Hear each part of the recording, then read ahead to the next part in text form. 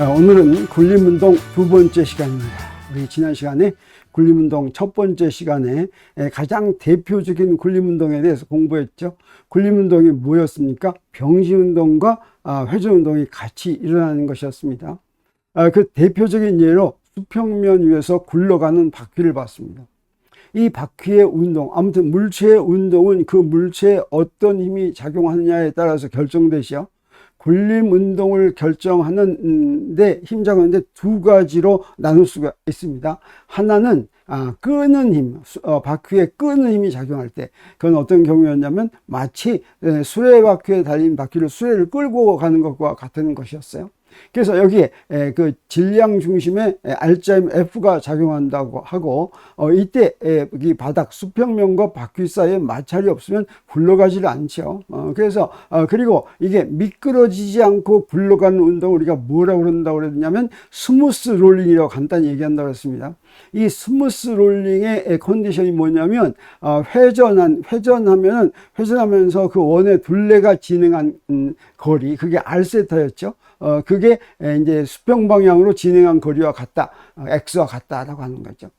이것을 이제 양변을 시간으로 미분해서 속도를 구하면 속도는 R 오메가와 같다는 것이고, 한 번 더 미분하면 가속도는 R 알파와 같다는 거. 이게 스무스 롤링의 컨디션입니다. 그러면 이런 스무스 롤링 중에서 이렇게 R자 힘이 작용하는 경우는 어떤 특징을 가지고 있냐면, 그것은 운동 방정식을 세워서 이제 알 수 있는 거죠. 그러면 여기서 우리가 구할 게 뭐냐면, 이런 힘이 작용할 때 여기에 이 끌고 가는 힘하고 마찰력이 작용할 때 이 마찰력의 크기는 어떻게 정해지냐면, 이건 정지 마찰력입니다. 정지 마찰력의 경우에는 우리가 마찰계수에다가 수직 항력 곱해서 이렇게 구하는 것이 아니죠. 뉴턴의 운동 방정식에 의해서 구해집니다. 그러면 F도 뉴턴의 운동 방정식을 구해야지 되고, 또 하나는 뭐냐면 이 바퀴의 가속도도 운동 방정식에서 구해야 됩니다. 가속도를 구하면 각가속도는 저절로 구해지는 것이죠. 그러면 두 개를 구해야지 되니까 식이 두 개가 있어야 되는데, 그 두 식이 바로 뭐냐면, 하나는 병진 운동 방정식이고, 병진 운동 방정식은 R자 힘은 MA죠. 그래서 여기서 R자 힘은 F 마이너스 F, 끌고 가는 힘 빼기 이 마찰력이죠. 정지 마찰력. 그건 MA다 라고 하는 것이고, 또 하나는 회전 운동 방정식입니다. 회전 운동 방정식은 여기서 토크인데, 이 끌고 가는 라지 F는 토크가 0이니까 저 마찰력에 의한 토크밖에 없죠. 그래서 토크 R, 스몰 F는 I 알파. 요게 이제 그 회전 운동 방정식인데, 요거를 요 일식에 대입하기 위해서 마찰력으로 뽑을 것 같으면 어떻게 고칠 수가 있냐면, F는 R 제곱분의 IA, 이것까지 이용한 겁니다. 이렇게 구할 수가 있죠. 그래서 요 이식을 일식에 대입하면 간단하게 우리 가속도하고 가속 이렇게 나오고, 그 다음에 정지 마찰력도 이렇게 나오는 걸 알 수가 있습니다. 그래서 정지 마찰력도 운동 방정식의 풀이로 구해진다.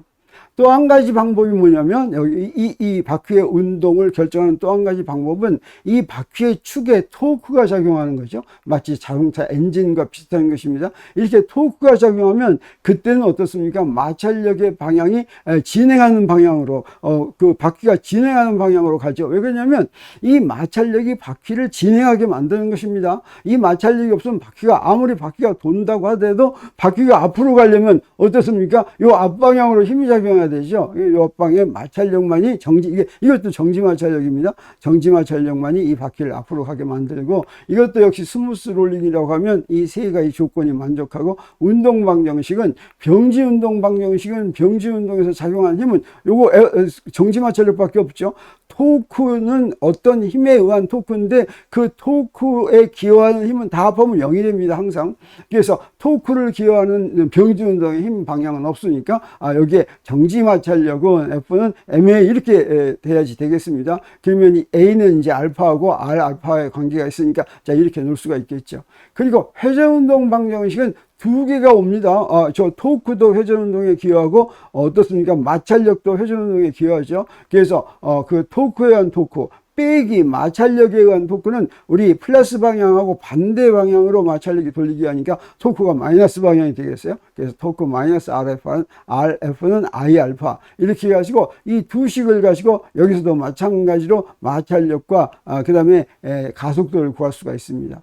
특히 일식을 이식에 대입하면 보니까 이거 F 금방 대입하면 되겠죠. 이런 식이 나오니까 여기서부터 알파를 바로 구할 수가 있고, 가속도를 구하고 싶으면 여기다 R만 곱하면 되겠죠. 그리고 이 알파를 구했으면 자, 여기서부터 바로 이제 정지 마찰력도 구할 수 있는 걸 우리가 알 수가 있습니다.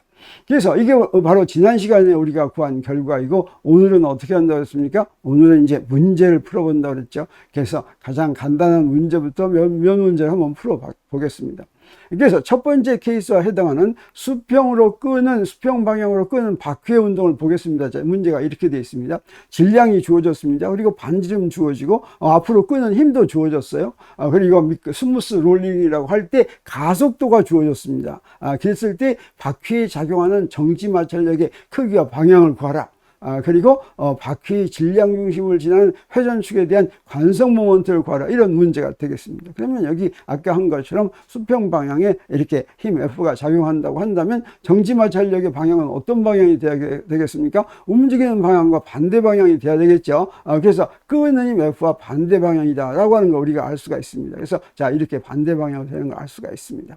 그리고 이제 운동 방정식을 이제 써야 될 텐데, 운동 방정식이 이제 두 개가 있죠. 이렇게 굴림 운동, 굴림 운동에서는 병지 운동 방정식과 회전 운동 방정식을 구해야 되는데, 그러기 위해서는 맨 먼저 기준계를 정해야 됩니다. 그 기준계에서는 병지 운동을 위해서 자, 오른쪽을 플러스 X 방향으로 정하고, 오른쪽을 플러스 X 방향으로 정하려면 바퀴가 어떻게 굴러가야 되겠습니까? 자, 이렇게 굴러가야지 되겠죠. 그래서 이 방향을 플러스 세타 방향으로 놓겠습니다. 자, 그러면 이제 병지 운동 방정식은 여기 힘 두 개가 있으니까 라지 F 빼기 스몰 F는 MA, 앞에 한 거하고 똑같죠. 그리고 이러면 이제 정지 마찰력 크기 구하라고 했으니까 여기서부터 정지 마찰력은 F-MA인데 여기 다 주어졌으니까 여기서 이제 우리가 여기 문제에서 주어진 값을 다 대입할 것 같으면 정지 마찰력의 크기는 4N이다 라고 하는 거 우리가 알 수가 있겠습니다. 그러면 이 정지 마찰력의 크기를 딱 주어 놓고 나서 그 다음에 관성 모먼트를 구하려면 우리 무엇을 이용해야 되냐면 회전 운동 방정식을 이용해야 되겠습니다. 그래서 회전 운동 방정식을 쓰겠습니다. 회전 운동 방정식은 토크가 마찰력에 의해서만 생기니까 토크는 F 라지 R은 I 알파 이렇게 되겠습니다. 그리고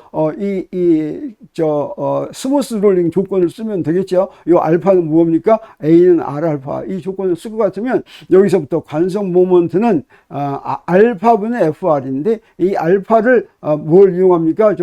스무스 롤링 조건을 이용할 것 같으면 A로 쓸 것 같으면 A분의 FR 제곱 이렇게 되죠. 근데 F는 여기서 구한 걸 이용할 것 같으면, 그리고 문제에 주어진 반쯤을 쓸 것 같으면 자, 이렇게 계산하면 관성 모먼트의 단위는 킬로그램 미터 제곱입니다. 우리 어떻게 해서 킬로그램 미터 제곱을 바로 쓸 수가 있냐면 지금까지 우리 계속 SI 단위만 쓰니까 여기다 SI 단위의 관성 모먼트 단위를 탁 쓰면 되죠. 그래서 계산했더니 얼마가 됩니까? 관성 모먼트는 0.6 킬로그램 미터 제곱이 된다라고 하는 것을 알 수가 있겠습니다. 그러면 우리 수평면이 아니라 경사면을 한번 보겠습니다. 경사면에도 똑같은 방법으로 문제를 풀 수가 있습니다. 질량, 반지름, 관성 모먼트가 M, 라지 R, I인 그런 바퀴가 경사각이 세타인 경사면에서 미끄러지지 않고 굴러 내려온다. 그러면 바퀴 질량 중심의 가속도를 구하라. 이런 문제라면 사실은 아까 구한 거하고 똑같은 수평면에서 움직이는 거하고 똑같은 문제나 마찬가지입니다. 이때 끌고 가는 힘이 얼마인지만 알면 되겠어요. 그래서 여기에 경사면에서 이렇게 바퀴가 이제 내려오면 맨 먼저 무엇을 알아야 되겠습니까? 이 바퀴에 작용하는 힘을 다 구해야 되겠죠. 그래서 바퀴에 작용하는 힘을 보면 맨 먼저 중력이 있습니다. 중력은 아랫방향으로 작용하니까 자, 이렇게 쓸 수가 있습니다. mg가 있습니다. 그리고 수직항력은 경사면에 수직인 방향으로 작용하죠. 그래서 수직항력은 이렇게 그릴 수가 있습니다. 이 수직항력은 우리가 앞에 나오는데 전혀 기여하지 않으니까 사실은 이제 고려 대상이 아닌데, 여기에 이제 정지 마찰력이 작용해야 되죠. 정지 마찰력의 경우는 어떤 방향으로 작용하겠습니까? 움직이는 방향과 반대 방향으로 작용하겠습니다. 그래서 여기다 이렇게 쓰면 되겠어요. 자, 그러면 여기에 이제 운동 방정식을 쓰려면 이제 기준계를 정해야 되겠습니다. 여기서 기준계는 어떻게 정하면 좋냐면, 우리 경사면을 따라서 내려오니까 경사면을 따라서 내려오는 방향이 플러스 X 방향, 그리고 이 경사면의 수직인 방향을 플러스 Y 방향으로 정하면 좋겠죠. 그리고 회전 운동의 경우에는 아래로 내려오면 어떻게 회전이 됩니까? 이렇게 회전해야 되죠. 그래서 이걸 플러스 세타로 정하면 좋겠습니다. 그래서 요 X 방향 경사면 방향의 병지 운동 방정식을 쓸 것 같으면 어떻게 됩니까? 그러면 봤더니 수직 항력의 경우는 경사면 방향과 수직이니까 기여하지 않죠. 그리고 중력에 대한 경사면 방향 성분은 mg 사인 세타가 되는데 플러스 방향이죠. 그리고 마찰력은 마이너스 방향이니까 mg 사인 세타 마이너스 f는 ma, 이게 1번식이 되겠습니다. 그리고 회전운동 방정식은 어떻게 되냐? 여기서 회전운동에 기여하는 건 뭐밖에 없습니까? 마찰력밖에 없죠. 그래서 이 마찰력이 어떻습니까? 돌아가는 거 보니까 플러스 방향이죠. 세타의 플러스 방향이니까 플러스 rf는 i 알파 이렇게 하면 되겠습니다. 그리고 스무스 롤링 조건을 써야 되겠죠. 그러면 a는 r 알파 이렇게 쓸 것 같으면 알파 대신에 a로 삼식을 이용해서 고칩니다. 그래서 2식과 3식을 1식에 대입할 것 같으면 우리 무엇을 구할 수 있습니까? 이렇게 된 거니까 여기서부터 우리 구하라는 게 뭐였어요? 가속도였죠. 그래서 가속도는 요거 이항해가지고 이렇게 구하면 이렇게 된 걸 알 수가 있는데, 이거 우리 수평면에서 F라는 힘으로 끄는 문제하고 똑같은 답이 나왔습니다. 수평면에서도 이렇게 나왔죠. 수평면에서는 요 mg 사인 세타 대신에 F, 내가 끄는 힘이 있었죠. 근데 여기서는 보니까 어떻습니까? 그 끄는 힘이 바로 mg 사인 세타다라고 하는 이야기가 되겠습니다. 자, 그래서 경사면에서 내려오는 문제도 우리 수평면에서 움직이는 걸 공부했으면 전부 다 이제 구할 수 있다고 하는 것입니다. 경사면 문제를 한 문제 더 풀어보겠습니다. 경사면에서 이번에는 공이 굴러 내려온다고 하겠어요. 그래서 질량 M이 균일하게 분포된 반지름이 R인 공이 경사면을 따라 미끄러지지 않고 내려온다. 경사면의 경사각이 몇 도이면 공이 내려오는 가속도가 A는 0.1g인가 가속도를 주어주고 이제 경사각을 구하라는 것이니까 이거 그냥 우리가 운동 방정식에서부터 A 가지고 이제 경사각 구하면 되겠죠. 그리고 같은 경사면에서 그러니까 경사각이 이제 정해졌습니다.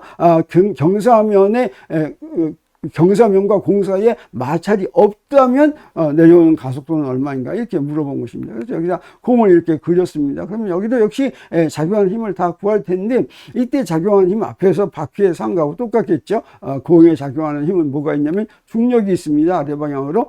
그리고 자 이렇게 아래 방향으로 있고 또 뭐가 있겠습니까? 수직항력이 있죠. 수직항력. 그래서 경사면에 수직인 방향이 있고 정지 마찰력이 있겠죠. 정지 마찰력은 운동 방향과 반대 방향 이렇게 되겠습니다. 그리고 이제 운동 방정식을 세우기 위해서 기준계를 정하면, 기준계는 아까와 똑같이 이렇게 플러스 x 플러스 y를 하고, 그 다음에 세타 방향도 이렇게 시계 방향으로 돌아가는 걸 세타 방향으로 하겠습니다.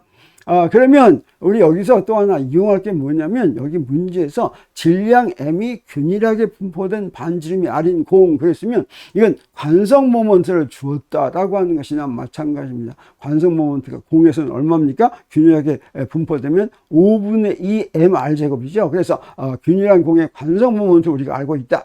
그러면 우리 앞에서 이때 가속도 이미 구한 공식을 이용하면 되겠어요. 가속도가 이렇게 주어졌었죠. 여기서 우리 뭐만 대입하면 됩니까? 이 관성 모멘텀은 여기다 대입하면 됩니다. 그러면 어떻게 되냐면 여기다 5분의 2 m하고 r 제곱이 없어지죠. 그럼 요건 5분의 7이니까 이렇게 뒤집을 것 같으면 얼마가 되냐면 7분의 5 g 사인 세타 이렇게 됐습니다.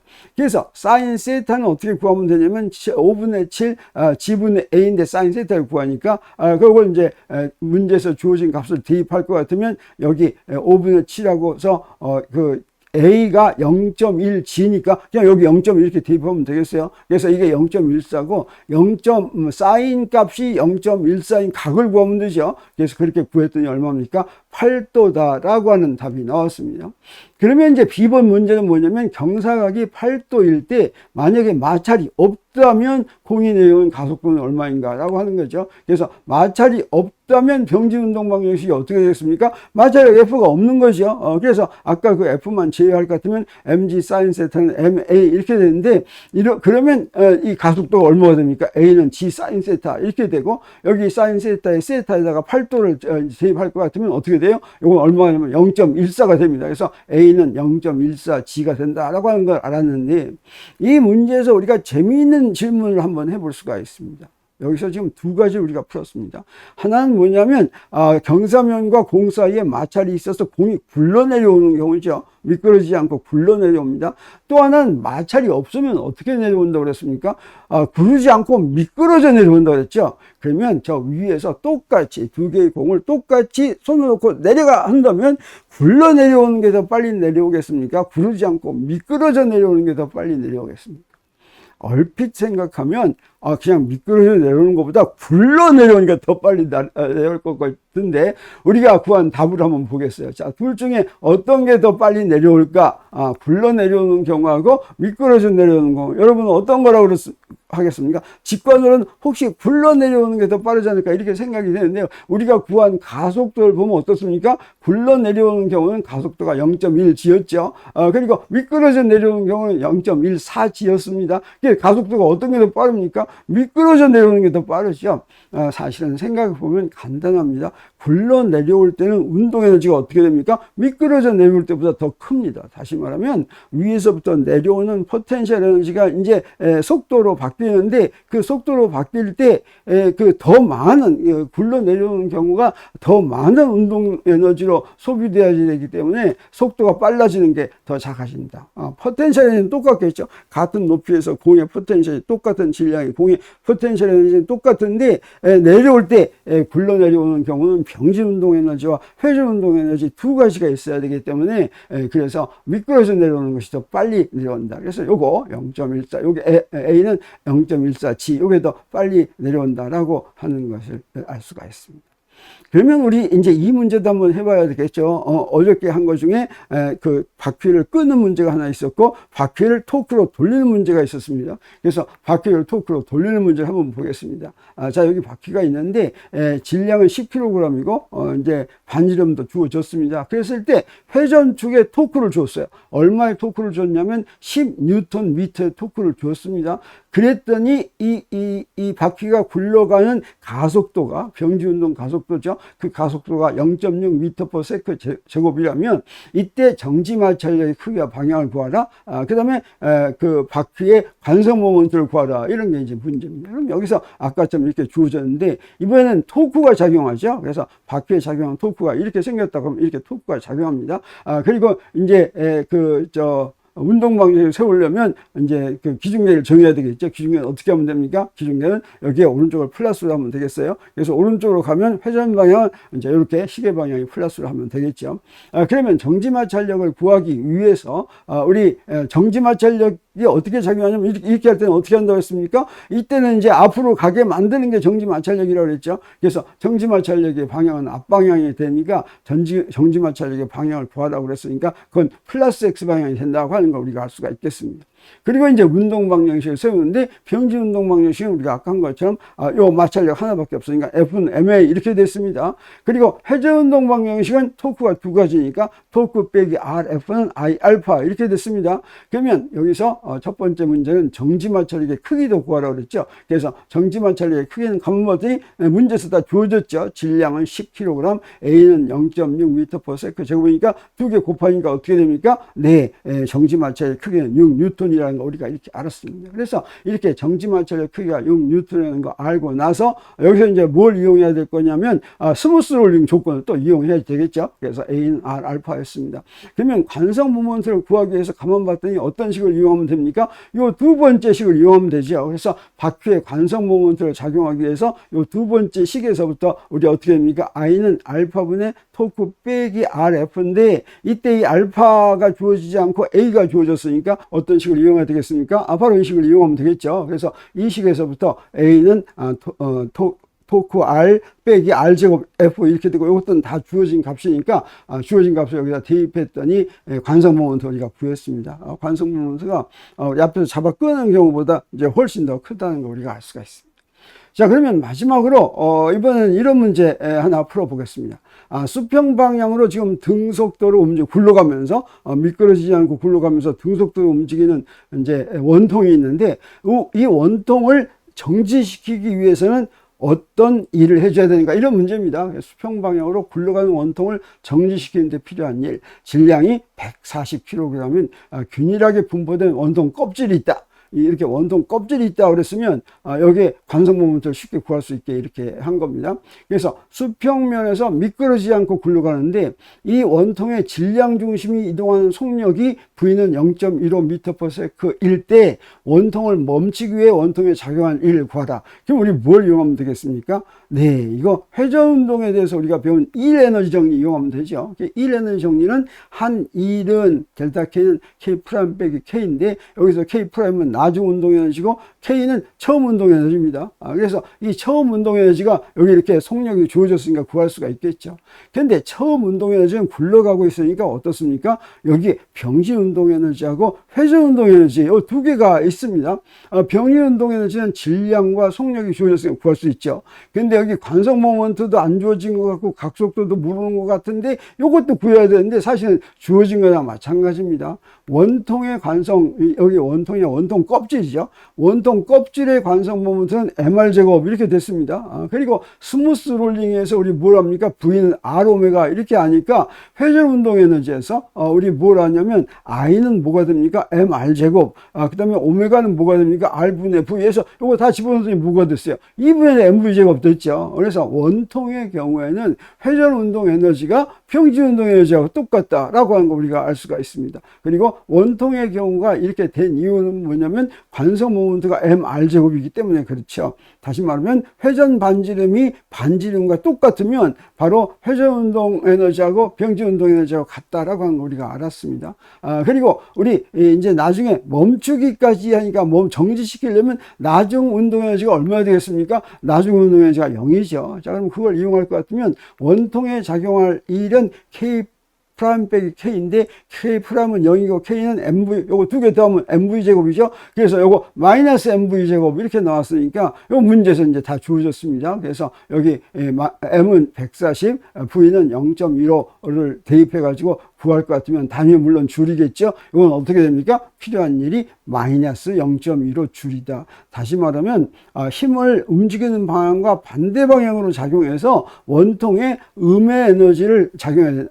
음의 일을 해줘야 된다. 음의 일을 해준다고 하는 건 바로 무엇입니까? 에너지를 뺏어야 된다라고 하는 거죠. 그래서 그 운동 에너지를 전부 이렇게 뺏을 것 같으면 그러면 이제 정지하게 된다라고 하는 걸 우리 알 수 있습니다. 자, 이렇게 해서 우리 굴림 운동을 2시간에 걸쳐서 공부를 했습니다. 저 다음 시간에 또 강체 다른 유형의 운동에 대해서 공부하겠습니다.